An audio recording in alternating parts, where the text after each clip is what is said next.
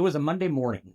It was the kind of morning that felt routine. It had been raining the night before. The pavement outside was a little damp, smelt crisp. The air smelled like fresh rain. I parked my car, took a deep breath, just like I did every Monday morning, and stepped into the building, completely unaware that this was the day that my life would change forever. As I walked through the hallway, everything seemed normal. I could smell the coffee. I could see people in their offices. I nodded to a couple. They nodded back and said morning. Everything was like it should be, or at least I thought it was. I walked into my office. I sat down, sat my bag down, stretched my fingers out before I reached for my keyboard. It was just another day, right? I typed my login. Error. Huh, that's weird. Frown, tried again. Error. User does not exist. What? That doesn't make sense. I sat back in my chair. Maybe this is a system glitch. That happens, doesn't it?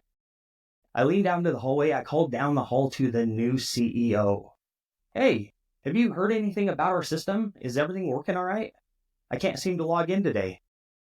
He responded right back. No, I haven't heard anything. It was that moment.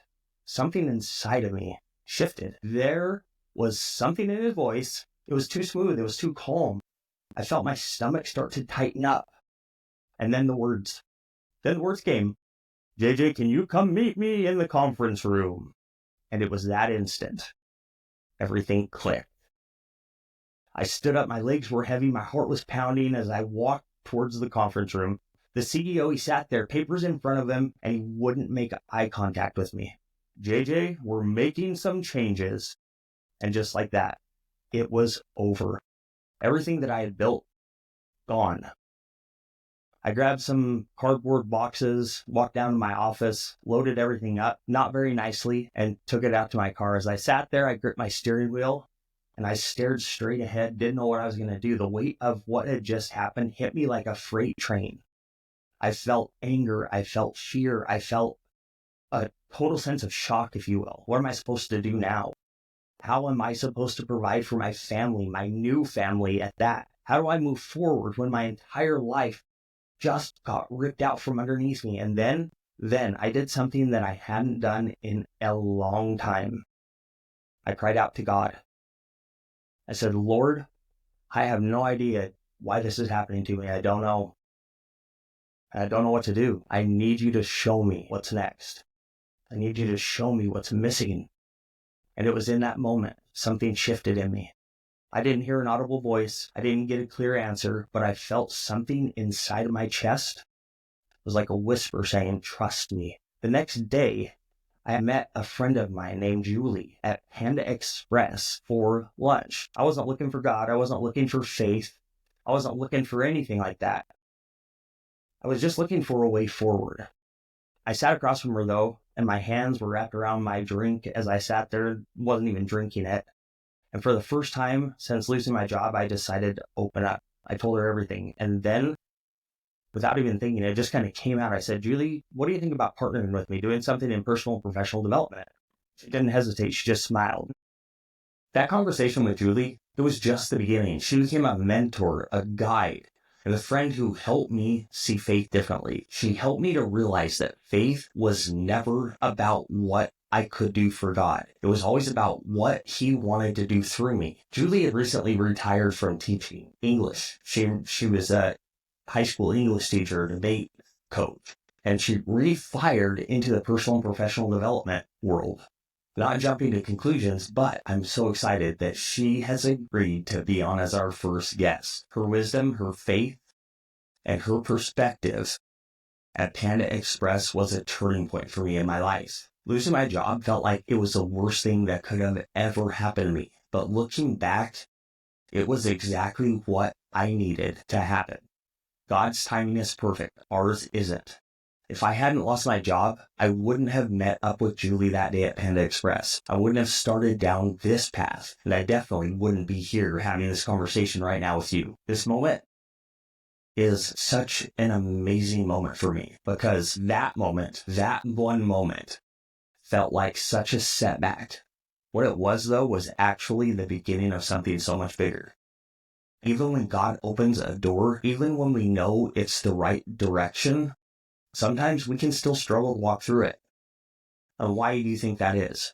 It's because we're humans. We're creatures of habit, or we're people. We're human beings. We tend to follow the same paths we've always followed, even when it's leading us somewhere we don't necessarily want to go. When I was a kid, my dad got me this little tiny red Honda CC 4-stroke four-wheeler. It was awesome. I loved it. I rode that thing all around. We had a really big yard. I grew up on my family's farm, and I had all the space in the world to ride. At first, I could go anywhere. But when the grass was wet, everything changed. I'd ride through the same areas over and over. And before long, I started carving deep ruts into the ground. At first, I didn't notice it. But then, my tires kept slipping back down into the same grooves when I went through this little tight spot. Even when I tried to go in a new direction, like tried to go around them, stay on top of them, the ruts would pull me back in. And that's when it hit me, right? When I'm doing this thing, this is exactly how our minds work. Here's the thing about ruts. You don't always notice them. You don't always notice them right away. When I first got that little Honda 50cc four-wheeler, I was just having fun. I wasn't thinking about where I was riding.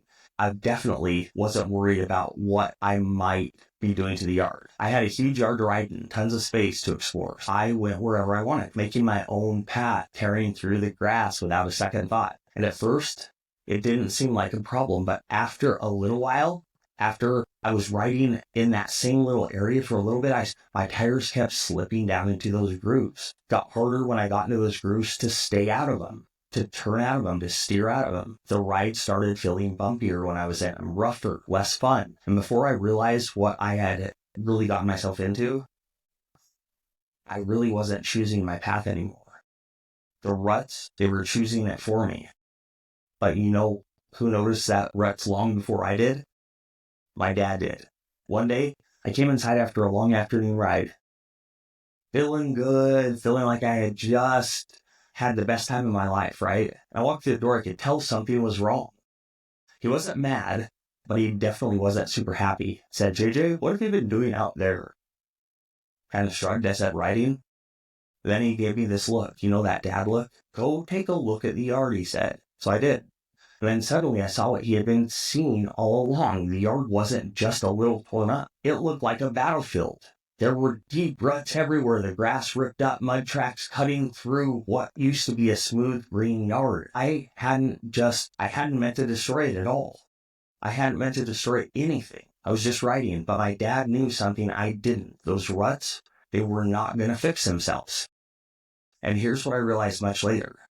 Our thoughts, they work the exact same way. At first, riding over the same areas didn't seem like a big deal, but it was just a little dirt. Showing a negative thought doesn't seem like such a big deal. It's a little self-doubt here, maybe a little worry there, a little bit of I'm not good enough here. But over time, those thoughts start to pull you in automatically. You don't even think about it. The negativity, though, becomes your default pattern. It's your default path. And even when you don't want to go that way, when you want to change the direction, it feels almost impossible because the ruts, they're already there. Now, here's the crazy part. What I didn't know as a kid, but what neuroscience has proven over the years that I've been studying this, is that our brains work the exact same way as those ruts did in the yard. It's called neuroplasticity. Okay, neuroplasticity is the brain's ability to rewire itself based on what we repeatedly think or do, the thoughts. Every time that we think about a thought, our brain fires neurons along this certain path. That's like our footsteps or our four-wheeler tracks. And the more we repeatedly think about that thought, the stronger and faster those thought patterns become. Think about it like this. The first time that we walk through a grassy field, might not even know that we walked through it. We might not even leave a trail, but the more that we walk on that same path, we do it every day, eventually the grass dies, the dirt becomes packed down, it becomes the easiest way forward. That's exactly what happens in our minds. The thoughts we repeat the most, good or bad, become the path of least resistance. So if we are consistently thinking about, I'm not good enough, I'm always messing things up, nothing ever changes for me, that our brain just strengthens those neural pathways. Then before long, we don't even think about it. We don't even have to try. Those thoughts are there. They happen automatically. That's why negative thought patterns feel so hard to break. But the good news is, you can create new ruts. Just like a farmer can smooth out the wrong tracks and intentionally set new ones, you can rewire your brain to follow a better, healthier path. And that's exactly what we're going to talk about next, because not all ruts are bad. For the longest time, I thought that ruts were just a problem that needed to be fixed. But then I started paying attention to the different kind of ruts that we had on our farm. The ones in the field. See, on my family's farm, we have these things, these massive pivot irrigation systems. They go in big circles. They're like giant machines that water the crops, moving in a perfect circle. And every time the pivot moves, it follows the same rut around. At first, I thought, why don't we fix these? But then I realized those ruts were there on purpose. They weren't a mistake. That's what kept the pivot system on track. They made sure the water reached every single plant, and it helped the field to grow the way it should, like it was designed to. If the pivot didn't follow those tracks, the water wouldn't get to where it needed to go. Some parts of the field would probably dry up. Others might go and get too much water and become oversaturated and die. But those ruts weren't pulling anything off course. They were actually leading to life, to those plants growing. And that's when I realized some ruts are necessary. The key isn't avoiding them altogether. It's not what it's about. It's about making sure that you're riding in the right ones. Just like the pivot tracks keep the water flowing, the right mental ruts keep your life moving in the right direction forward. Some ruts lead to growth, some to keeping you stuck, right? And the ones that reinforce the most, those become your reality. If you've trained your brain to always go to fear, to doubt, or to negativity, those are going to be the first thoughts that will come up when life gets hard. But if you train your brain to focus on faith, focus on gratitude, focus on truth, those become the ruts that you naturally follow. You get what I'm saying? The beautiful thing is, about your brain, neuroplasticity allows you to change your mental ruts at any time. If you want to do it now, do it now. If you've been stuck in negative ruts, how do you fix them? How do you do what a farmer does when they're preparing for harvest? You have to be intentional about the tracks you set. The pivot doesn't run in a random direction. It follows a path, a perfect design path. Your thoughts should do the same thing. What patterns are you repeating in your life? Are you setting your mind on God's truth or on fear and uncertainty? Make sure that your ruts are leading somewhere good. A pivot track ensures growth. So should your thoughts. What are you reinforcing every day? Are you speaking life into yourself, or are you replaying the same negative stories that you have been playing your whole life? They're keeping you stuck where you're at right now. You have to reinforce the right ones. A farmer doesn't just let a pivot track get overgrown or washed out. You have to maintain the good ruts. Be patient with the process. When a farmer sets new pivot tracks, it's time to take for the ground to settle, because it has to become firm. If they rush the process, the ruts won't hold. The pivot will just drift off course. The same thing happens if your mind, at first, choosing faith over fear, it won't feel natural. It's going to feel to you. At first, believing truth over doubt, it's not going to be easy. But if you stay consistent, your mind will start to follow. It'll start to follow your new path automatically. Because whatever track your mind follows the most, that's the path your life will take. And the good news is you can choose a different track whenever you want. Now, what happens if you've been riding in the wrong ruts for years? What if the grooves are already deep? What if it feels like no matter how hard that you do try, you keep getting pulled back in? This is where intentional repair comes in. See, I want to go back to when I was tearing up the yard. When I torqued the yard with my four-wheeler, the ruts didn't just disappear because I stopped riding on them, right? Because it was dry. Even if I avoided that area the rest of my life, those ruts, those grooves in the dirt, they would still be there. If we wanted to fix them, we had to do some work. We had to actually shut the water off. We had to let it dry out. We had to get the ground. If the ground stays soft, the ruts would only get worse. Your mind's the same way. In your mind, this means cutting off the negativities, stopping that flow of negative thoughts. Keep reinforcing the wrong path, right?